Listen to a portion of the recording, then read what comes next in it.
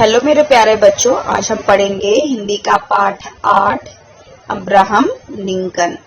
Abraham Lincoln कौन थे? ये अमेरिका के पूर्व राष्ट्रपति थे जिन्होंने दास प्रथा का जड़ से समाप्त किया था। ठीक है, ये राष्ट्र में एकता बनाए रखना चाहते थे और एक सफल और ईमानदार राजनीतिज्ञ का कर्तव्य होता है। जो राजनीतिज्ञ होता है उसका कर्तव्य होता है कि वो अपने राष्ट्र में एकता को बनाए रखे। क्योंकि वो अमेरिका के राष्ट्रपति थे, इसलिए वो उनका ये प्रथम कर्तव्य था। यहाँ पर उनके जीवन से जुड़े कुछ प्रेरक प्रसंग, भाषण व पत्र प्रस्तुत किया गया है जो उन्होंने अपने पुत्र के अध्यापक को लिखा था। लिंकन के विचार थे कि इंसान सच्चाई और अच्छाई के मार्ग पर चले, दूसरे के प्रति परोपकार की भावना रखे, ठीक है, तथा मेहनत और ईमानदारी से कार्य करके अपने जीवन का निर्वाह करे। तो चलिए पाठ की शुरुआत करते हैं। अब्राहम लिंकन अमेरिका के 16वें राष्ट्रपति थे। 4 मार्च 1861 से 15 अप्रैल 1865 तक वे इस पद पर बने रहे। 12 फरवरी 1809 को केंटकी के होजनविले में लिंकन का जन्म हुआ।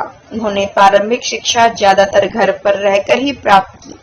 वे खूब पढ़ते लिखते और खेती के काम में अपने पिताजी का हाथ भी बटाते थे। बड़े होकर उन्होंने वकालत की पढ़ाई की और एक वकील बने। आगे चलकर लिंकन के राजनीति में कदम रखा और अमेरिका के रिपब्लिकन पार्टी के सदस्य बने। एक वकील और एक राजनीतिज्ञ के रूप में लोगों ने उनका उपमान ऑनेस्ट एव रखा। वर्ष 1842 में लिंकन ने मैरी टोड से विवाह किया। अमेरिका में दास प्रथा को लेकर कई परेशानियां थी। दक्षिण राज्यों में गोरे रंग के लोगों के पास बड़े बड़े खेत थे जिन पर अफ्रीका से आए काले रंग के लोगों से काम करवाया जाता था। उन्हें दास बनाकर रखा जाता था। उत्तरी राज्य के लोग दास प्रथा के विरुद्ध थे और इसे खत्म करना चाहते थे, क्योंकि अमेरिका का संविधान लोगों को एक समान नजर से देखता है, इसलिए दास प्रथा का देश में कोई स्थान नहीं था। वर्ष 1860 में लिंकन राष्ट्रपति के उम्मीदवार के रूप में चयन हुआ।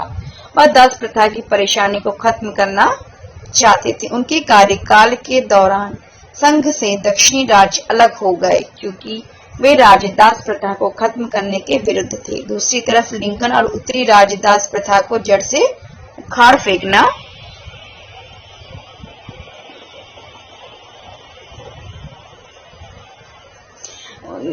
उसको जड़ से उखाड़ फेंकना चाहते थे। इसमें लिंकन के राष्ट्रपति बनने के 6 हफ्तों के बाद गृह युद्ध छिड़ गया जो देश की एकता के लिए खतरा था। इस युद्ध में उत्तरी राज्य ने दक्षिणी राज्यों को हराया। दक्षिणी राज्य एक देश बनाने की तैयारी में जुट गए, पर अब्राहम लिंकन राज्य में एकता बनाए रखना चाहते थे। यह गृह युद्ध वर्ष 1861 से 1865 तक चला। अपने जीवन काल में लिंकन ने कई बड़ी से बड़ी परेशानियों का सामना किया। वे किसी भी कीमत पर देश में एकता को बनाए रखना चाहते थे। उन्होंने बहादुरी के साथ युद्ध लड़ा और घोषणा की, हमारा देश आधा स्वतंत्र आधा दास बनकर नहीं रह सकता। उन्होंने युद्ध जीता और देश को एक संघ के रूप में बनाए रखा। 1 जनवरी 1863 को लिंकन ने एक सूचना जारी की जिसमें अमेरिका में भी सभी दासों को स्वतंत्र करने की बात कही गई। गृह युद्ध के दौरान लिंकन ने कई भाषण दिए, जिनमें नवंबर 1863 से गेटिसबर्ग में दिया गया भाषण भी शामिल है। वर्ष 1864 में लिंकन को दोबारा से राष्ट्रपति के पद के लिए चुना गया। उन्होंने गृह युद्ध से गुस्साई जनता को शांत करने का सफल प्रयास किया। 15 अप्रैल 1865 को अमेरिका के इस महान राष्ट्रपति की गोली लगने से मौत हो गई। गेटिसबर्ग का भाषण। 87 वर्ष पहले हमारे पूर्वज ने इस महाद्वीप में स्वाधीन से प्रेरित एवं मानव जन्म से मेरी समानता में आस्था के प्रति समर्पित एक नए राष्ट्र को जन्म दिया था। आज हम एक महान गृह युद्ध में लगे हैं। यह इस बात की परीक्षा है कि हमारा राष्ट्र अथवा इसी तरह प्रेरित और ऐसी ही आस्था के प्रति समर्पित कोई अन्य राष्ट्र लंबे समय तक टिक सकता है या नहीं। हम उस युद्ध की महान रणभूमि पर एकत्र हैं और इस भूमि का एक भाग इस राष्ट्र को जीवित रखने में अपने प्राणों की आहुति देने वाले वीरों को चीर विश्राम करने के लिए भेंट करने आए हैं। हमारी ओर से यह भेंट हर तरह से उपयुक्त और उचित है, किंतु व्यापक दृष्टि से हम इस स्थान को भेंट ही कर सकते हैं और न उसे धर्म क्षेत्र या तीर्थ ही बना सकते हैं।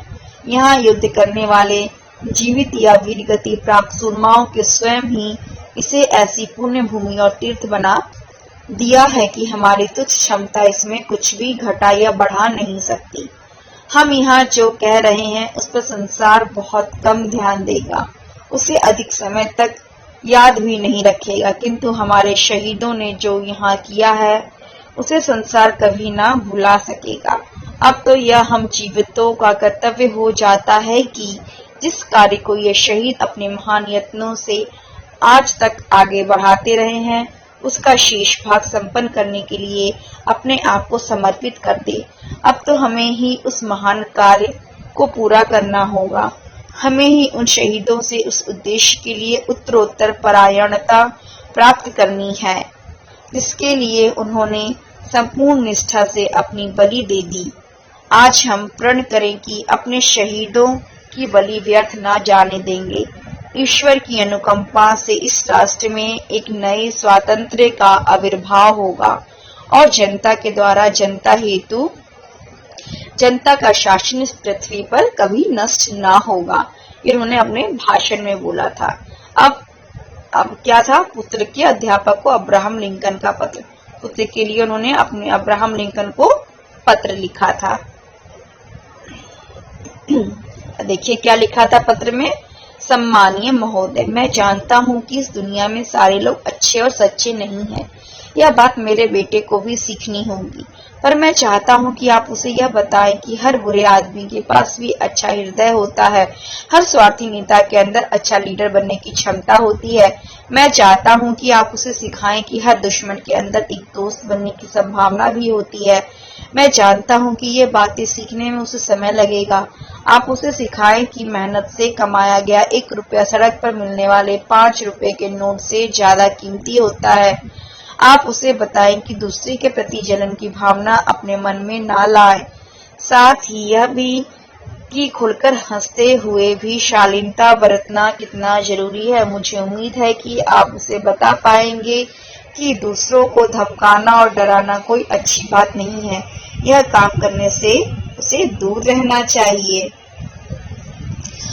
आप उसे किताबें पढ़ने के लिए तो कहे, पर साथ ही उसे आकाश में उड़ते पक्षियों को, धूप में हरे भरे मैदानों में खिले फूलों पर मंडराती तितलियों को निहारने की याद भी दिलाते रहें। मैं समझता हूँ कि यह बात उसके लिए ज्यादा काम की है। मैं मानता हूँ कि विद्यालय के दिनों में ही उसे यह बात भी सीखनी होगी कि नकल करके पास होने से फेल होना अच्छा है। किसी बात पर चाहे दूसरे से गलत कहे, पर अपनी सच्ची बात पर कायम रहने का हुनर उसमें होना चाहिए। दयालु लोगों के साथ नम्रता से पेश आना चाहिए और बुरे लोगों के साथ सख्ती से पेश आना चाहिए। दूसरों की सारी बातें सुनने के बाद उसमें से काम की चीजों का चुनाव उसे इन्हीं दिनों में सीखना होगा। आप उसे बताना ना भूलें कि उदासी को किसी तरह प्रसन्नता में बदला जा सकता है, पर उसे यह भी बताएं कि जब कभी रोने का मन करे तो रोने में शर्म बिल्कुल ना करे। मेरा सोचना है कि उसे खुद पर विश्वास होना चाहिए और दूसरों पर भी, तभी तो वह एक अच्छा इंसान बन पाएगा। ये बातें बड़ी हैं और लंबी भी, पर आप इनमें से जितना भी उसे बता पाए उतना उसके लिए अच्छा होगा। फिर अभी मेरा बेटा बहुत छोटा है और बहुत प्यारा भी। आपका अब्राहम लिंकन। इस कहानी का जो मूल्य है वो है श्रेष्ठ व्यक्तित्व, राष्ट्र में एकता तथा सच्चाई और अच्छाई का पाठ। ठीक है। और इसके शब्दार्थ है आपके स्वार्थी, अपना मतलब निकालने वाला, खुदगर्ज, जिसको बोलते हैं खुदगर्ज इंसान है।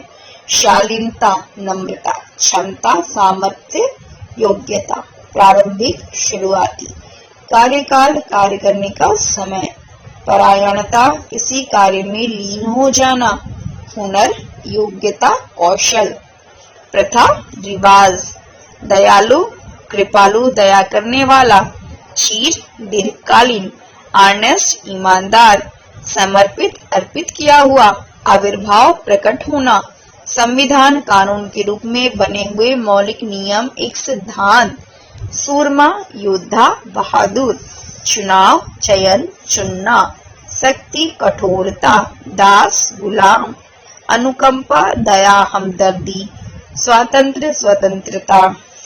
अब इसके श्रुतलेख कौन कौन से हैं बेटा? श्रुतलेख शब्द है आपके राष्ट्रपति, युद्ध, समर्पित, सम्मानीय, अनुकंपा, स्वार्थी, क्षमता, शक्ति, शालीनता, उत्तरोत्तर, नम्रता। ओके, ठीक है बेटा, ये पाठ आपका समाप्त हुआ।